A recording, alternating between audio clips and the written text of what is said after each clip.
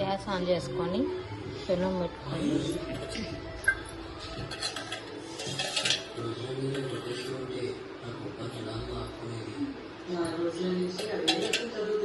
ఒకటిన్నర గంట నూనె పోసుకోవాలి. నూనె హీట్ అయ్యిందండి. ఆనియన్స్, కొత్తిమీర, పచ్చిమిర్చి, కరివేపాకు చిన్నగా కట్ చేసుకొని దాన్ని వేసుకొని బాగా వేయించుకోవాలి.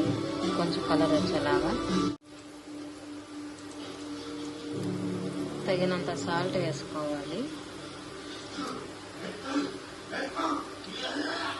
కొంచెం పసుపు వేసుకోవాలి. వేసుకొని కలబెట్టుకున్నాం. ఒక చిటిక మిరప్పొడి, ఒక చిటిక ధనియాల పొడి, ఒక చిటిక మిరియాల పొడి ఇవన్నీ వేసుకొని ఒకసారి కలుపుకొని ఆపేసుకున్నాము. అది ఒక కప్పులో తీసుకొని 2 eggs దానిలో కొట్టుకొని కలుపుకోవాలి. వేసుకొని బాగా కలుపుకొని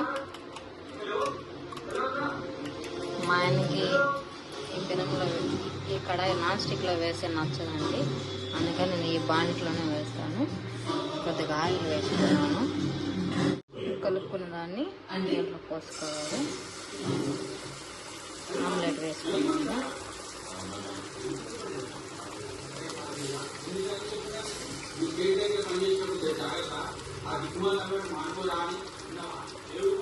ఎంతో టేస్టీగా సూపర్గా ఉంటుందండి. మీరు ఒకసారి ట్రై చేయండి. చూసారు కదండి ఆమ్లెట్ ఎంత బాగా వచ్చిందో. టేస్ట్ కూడా సూపర్గా ఉంటుందండి. ఒకసారి ట్రై చేయండి.